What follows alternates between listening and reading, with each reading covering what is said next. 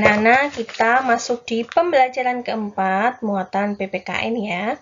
Pentingnya persatuan dan kesatuan.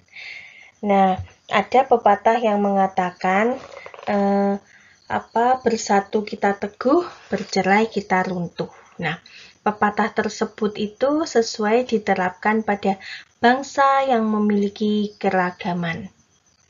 Nah, bangsa Indonesia itu memiliki keragaman suku bangsa, bahasa, sosial, dan budaya.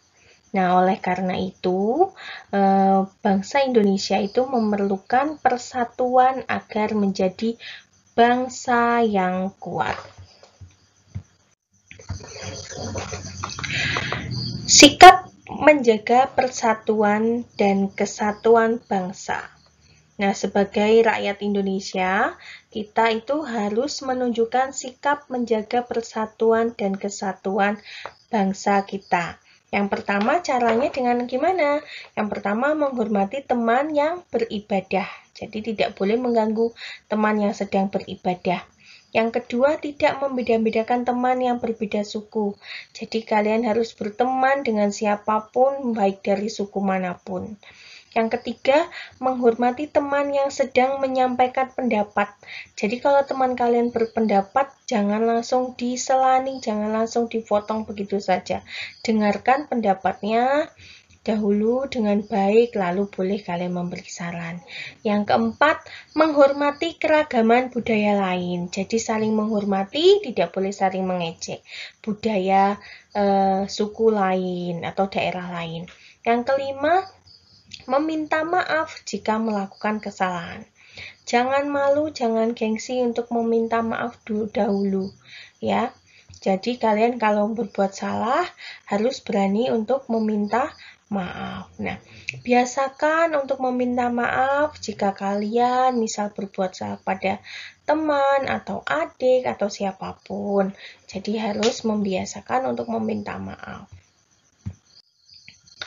Yang kedua, kita akan belajar gagasan pokok dan gagasan pendukung dalam bentuk peta pikiran. Nah, gagasan pokok dan gagasan pendukung, ya, gagasan pokok dan gagasan pendukung dapat disajikan menjadi peta pikiran. Nah, gagasan pokok dan gagasan pendukung itu yang misal kalian telah temukan bisa disajikan dengan menggunakan peta pikiran. Apa sih peta pikiran itu?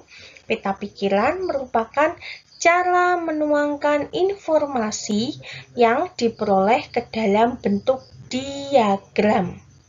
Nah, peta pikiran itu memudahkan kita untuk mengingat isi dan informasi penting dalam suatu teks. Jadi, sangat memudahkan kita untuk mengingat isi dan informasi penting dari suatu teks. Misalnya, Reok Ponorogo ada bacaan.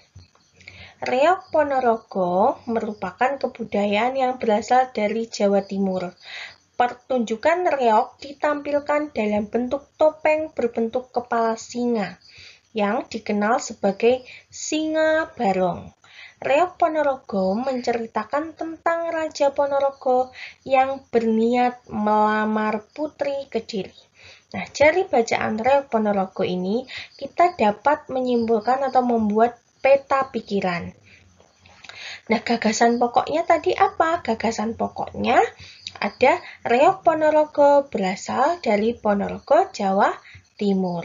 Nah, gagasan pendukungnya adalah informasi atau uraian penting, uraian tambahan yaitu gagasan pendukungnya ada Singa Barong. Nah, isi cerita Reok Ponorogo. Nah, ini gagasan pendukungnya.